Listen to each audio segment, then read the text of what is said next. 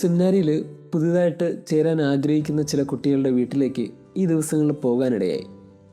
പോയി പാരൻസിനോടൊക്കെ സംസാരിക്കുന്നതിനിടയിൽ വ്യത്യസ്തമായ അനുഭവങ്ങളാണ്. അവരുടെ പൗരത്വത്തെക്കുറിച്ചുള്ള സ്വപ്നങ്ങൾ, അവരുടെ മകനെക്കുറിച്ചുള്ള ഇഷ്ടങ്ങൾ, ആഗ്രഹങ്ങളൊക്കെ അവരിങ്ങനെ പറയും. അതിൽ ഒരു പാരൻറ്റ് പറഞ്ഞത് എനിക്ക് ഒത്തിരി സ്ട്രൈക്കിംഗ് ആയിരുന്നു.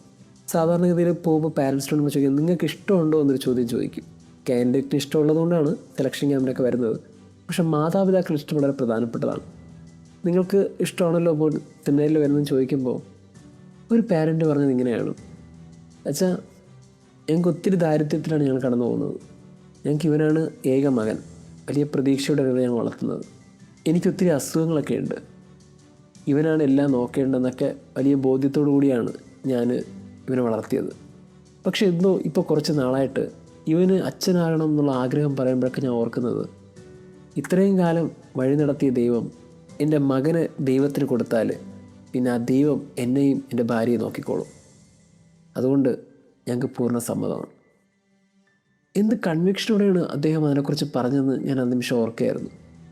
ഏക മകനെ നൽകാൻ ഒരു മടിയുമില്ലാത്ത, വളരെ സന്തോഷപൂർവ്വം വീട്ടിലെ കഷ്ടപ്പാടും ദുരിതങ്ങളും ഒത്തിരി ഉണ്ടായിട്ടും അതിനപ്പുറത്തേക്ക് ഞങ്ങളെ ദൈവം നോക്കിക്കൊള്ളുന്നൊരു ഉറപ്പ് ആ അപ്പന് നന്നായിട്ടുണ്ട്. അതുകൊണ്ട് ആ അപ്പൻ ഞങ്ങളുടെ മുമ്പിൽ വെച്ച് ആ മകനോട് പറയുന്നൊരു അപേക്ഷ ഇതാണ്: ഏറ്റവും നന്മയോടുകൂടി ഒരു സെമിനാരി ജീവിതം ജീവിക്കണം. ഇന്നത്തെ ഗോസ്പൽ വളരെ കണക്റ്റഡ് ആണെന്ന് തോന്നുന്നു. യേശു എന്ന് പറയുന്നത്, ആരെങ്കിലും എന്നെ പ്രതി മാതാപിതാക്കളെയോ സഹോദരങ്ങളെയോ സുഹൃത്തുക്കളെയോ ബന്ധുമിത്രാദികളോ ആരെങ്കിലുമൊക്കെ ഉപേക്ഷിക്കുന്നുണ്ടെങ്കിൽ അത് 100 ഇരട്ടിയായിട്ട് തിരിച്ചു കിട്ടും.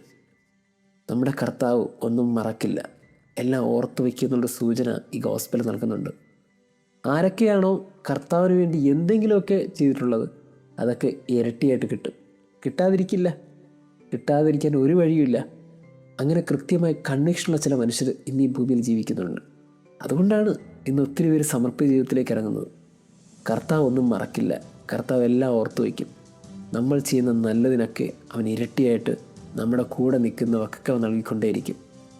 സാധാരണഗതിയിൽ പുരോഹിതരുടെ സന്യസ്തരുടെ വീടുകളൊക്കെ കണ്ടാൽ വലിയ വീടുകളായിരിക്കും. പലരും പറയുന്ന കമൻറ്റുകളൊക്കെ കേട്ടിട്ടുണ്ട്: അച്ഛനായതുകൊണ്ട് അച്ഛൻ്റെ വീട് നന്നായെന്ന്. ആ നന്നായ രീതിയിൽ മനുഷ്യർ കടന്നു വരുന്നതല്ല, ദൈവം വളർത്തുന്നതാണ്. ചിലയിടങ്ങളൊക്കെ അങ്ങനെയാണ്. നമ്മൾ ദൈവത്തിന് വേണ്ടി ചിലതൊക്കെ നഷ്ടപ്പെടുത്താൻ തയ്യാറാകുമ്പോൾ 100 ഇരട്ടിയായിട്ട് ദൈവം തരും. അങ്ങനെയൊന്നും നമ്മുടെ ദൈവം ഒന്നിൻ്റെ പേരിലും ഒന്നും മറക്കില്ല എന്നൊരു സൂചന ഇന്നത്തെ സുവിശേഷം നൽകുന്നുണ്ട്. നമ്മൾ ഒന്ന് കൊടുക്കുമ്പോൾ 100 ഇരട്ടിയായിട്ട് തരാൻ കാത്തിരിക്കുന്നൊരു ദൈവം ഉള്ളപ്പോൾ എന്തിനാ കൊടുക്കാൻ മടിക്കുന്നത്? എന്താ നഷ്ടപ്പെടുത്താൻ നമ്മൾ വിമുഖത കാണിക്കുന്നത്? ദൈവം നമ്മെ അനുഗ്രഹിക്കട്ടെ.